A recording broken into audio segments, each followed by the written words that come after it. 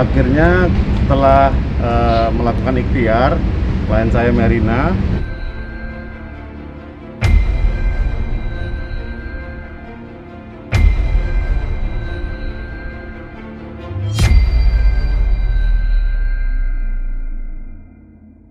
dijelaskan mungkin tentang pelaporannya. ya, akhirnya setelah melakukan ikhtiar, klien saya Merina beberapa kali mencoba menyelesaikan masalahnya dengan di luar hukum alias dengan kekeluargaan, sampai hingga saat ini tidak digubris alias dicuekin aja. Maka malam ini klien saya Merina memutuskan untuk membuat laporan polisi di Polda Metro Jaya, sehingga lengkaplah sudah ikhtiar dari klien saya ketika dia mencoba komunikasi dengan pihak OI. Terlapor ini tidak ada itikat baik, maka berbuah dengan laporan polisi. Mbak, mungkin bisa jelaskan kapan kenal dengan OI dan akhirnya mungkin kerugian yang diderita berapa, Mbak? Saya kenal OI sudah lumayan lama. Sering Mbak, suaranya agak kuatan dikit. Kerasan lagi. Sebelumnya saya kenal OI sudah lumayan lama. Dan ini kejadiannya tanggal 24 September. Pada saat dia mulai dilaporkan buat kasus yang sebelumnya, dia coba menghubungi saya. Ya udah, dari situ kita udah mulai komunikasi rutin. Tadinya awalnya cuma kenal-kenal biasa, cuman say hello, cuman ternyata tanggal 24 September dia coba menghubungi saya. Jadilah dia berusaha buat ngajakin saya buat investasi dengan iming-iming keuntungannya yang lumayan besar yang dijanjikan.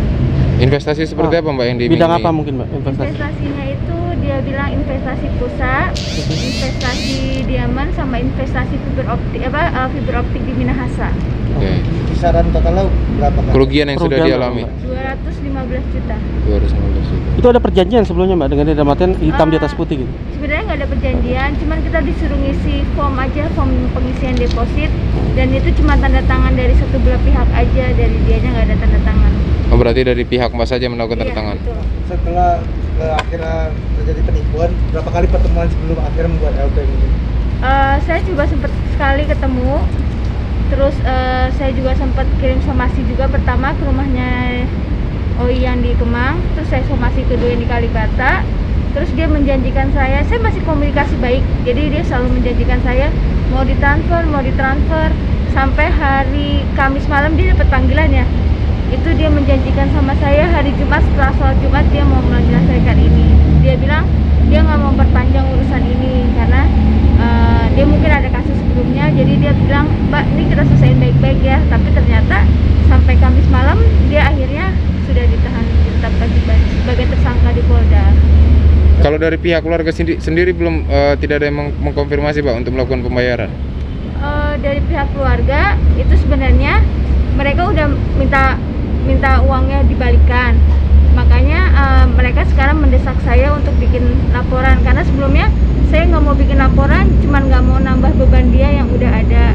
Tapi kok dia selalu mangkir, dia selalu ngulur waktu ya sudah terpaksa mungkin harus dengan cara seperti ini gitu. Kalau dari Bunda Nia sendiri tidak ada apa? Maksudnya? Dari Mama Nianya sendiri, saya coba ke rumahnya dia pagi-pagi selama kurang lebih 3 hari ya, saya ke rumahnya dia, terus selalu ditemuinya sama ya penjaga rumahnya dengan alasan Mama Nia nggak ada di rumah gitu. Mbak, tapi nggak curiga ketika diajak investasi ini, karena kan dia ada track recordnya ya seperti itulah. Sebetulnya saya nggak ada perasaan curiga atau negatif ke orang ya. Saya pikir ya kita teman baik-baik, kita kenal baik-baik, jadi nggak ada pikiran sama sekali buat pikiran buruk ke orang gitu, karena memang saya nggak ada pikiran buruk ke siapapun gitu. Jadi ya udah, saya mulai curiganya pada saat dia mulai nggak bayar ngembaliin duitnya. Dia bilang alasannya dirapel itu udah mulai curiga. Jadi kita desek-desek buat kembaliin modal aja, dia selalu kasih alasan seperti itu. Oke, Bang, selain Mbak Merina sendiri yang jadi korban, apakah ada korban lain, Bang? Sebetulnya Mbak Merina ini mewakili dari sekitar 40-an orang. Berarti ada 40 orang untuk investasi ini sendiri? Betul, makanya kita mencoba upayakan, karena kenapa? Semua uang itu bermuara di rekeningnya Mbak Merina, sehingga mau nggak mau Mbak Merina mesti mengambil langkah Iya. untuk mempertanggungjawabkan uang-uang dari yang dikirimkan ke rekening beliau. Sehingga karena bukti jelas dari rekening beliau dikirimkan dengan Olivia Natania ya. Jadi kita juga udah diskusi dengan penyidik. Ya ini memang memenuhi unsur.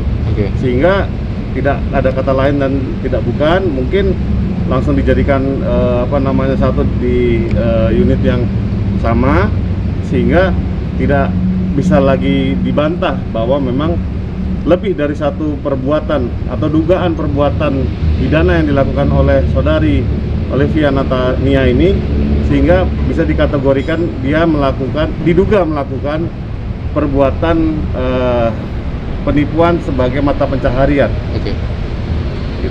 Bang, berarti total dari keseluruhan 40 orang ini sekitar jumlahnya 250 juta itu Bang, atau lebih? 215 juta. Itu yang kita bisa identifikasi ya. Iya. Artinya sebetulnya kami juga mendengar gosip-gosip yang lain, tapi kan saya belum bisa memverifikasi itu. Iya. Selain grup ini, ada grup-grup lain yang memang ada hubungannya diduga ada hubungannya dengan pihak saudari terduga, yaitu Olivia Natania ini. Tapi kita nggak mau raise up di sini karena memang terus terang kita ingin itikat baiknya sajalah dari Ibu Oi atau Ibu Olivia Natania ini untuk segera, kalau memang sekarang kita digadang-gadangkan untuk restoratif justice, ini waktunya. Kita baru buka LP nih. Iya. Masih ada cukup waktu untuk berkomunikasi. Iya. Ini bukan pengancaman, ini merupakan upaya di mana supaya pihak terduga ini tidak terbebani lagi. Iya. Oleh ancaman hukumannya jelas kok. Jadi tolong kalau memang bisa diselesaikan, atau pihak-pihak yang memang care dengan Ibu Olivia ini, ya tolong diselesaikan klien saya segera. Berapa lama Bang mungkin waktunya untuk setelah buka Kasih batas waktunya mungkin berapa lama kira-kira Bang? Karena kalau dari LP ini untuk sampai ke diperiksa BAP itu biasanya karena polisi ini sekarang sudah modernisasi ya, presisi, sehingga kurang dari 2 minggu pasti sudah diperiksa BAP. Kami harapkan begitu. Nah artinya pihak terlapor punya waktu cukup panjang sebetulnya untuk coba menyelesaikan, walaupun saya tahu pihak terlapor sendiri sudah ada di dalam.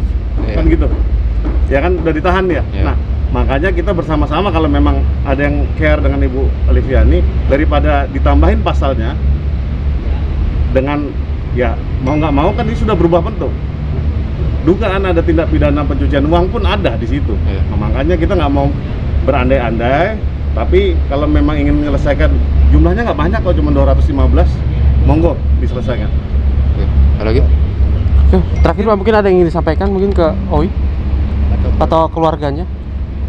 Saya cuma minta supaya ini cepat diselesaikan biar nggak jadi nambah bebannya Olivia Natania sendiri, karena kan ini nominalnya juga nggak besar ya, cuma 215 juta. Tolong mohon banget segera diselesaikan supaya kita bisa baik-baik lagi seperti dulu lagi, gitu aja sih. Boleh ditunjukkan mungkin Bukti LP-nya, Bang? LP-nya seperti apa? Bang,